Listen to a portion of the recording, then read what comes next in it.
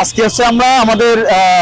বৈষম্য বিরোধী ছাত্রদের সমন্বয়ক তাদের নেতৃত্বে আজকে আমরা হচ্ছে সাতক্ষীরা শহরের ট্রাফিক রিলেটেড সকল দায়িত্ব পালন করছি এবং সাতক্ষীরা শহরের সকল রাস্তা এবং বিশেষ বিশেষ সরকারি অফিসগুলোর সামনে আমরা সকল রাস্তা পরিষ্কার করছি এবং আমাদের পরবর্তী প্ল্যান হচ্ছে আমরা হচ্ছে এগুলো যতগুলো স্পিড ব্রেকার আছে শহরে সবগুলো রং করব এবং নতুন সরকার গঠিত না কার্যক্রম শুরু না করা পর্যন্ত আমরা এই সকল দায়িত্ব চালু রাখবো। আমরা সাতক্ষীরা সকল কলেজ এবং বিদ্যালয়ের পক্ষ হতে আমাদের সম্মানকারীদের পক্ষ হতে আমরা এই কার্যক্রম চালিয়ে যাচ্ছি এবং ভবিষ্যতে চালিয়ে যেতে চাই যতদিন না পর্যন্ত বাংলাদেশ সুষ্ঠুভাবে সুন্দরভাবে গঠন হয়।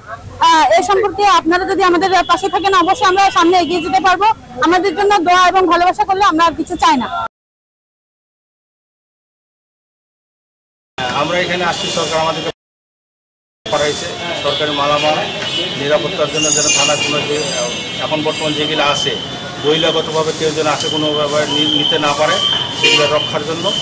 এবং জিনিসপত্র যেন আর কেউ কিছু না যেগুলো নিয়ে গেছে সেটা তো গেছে এখন যেন জিনিস না নিয়ে যায়।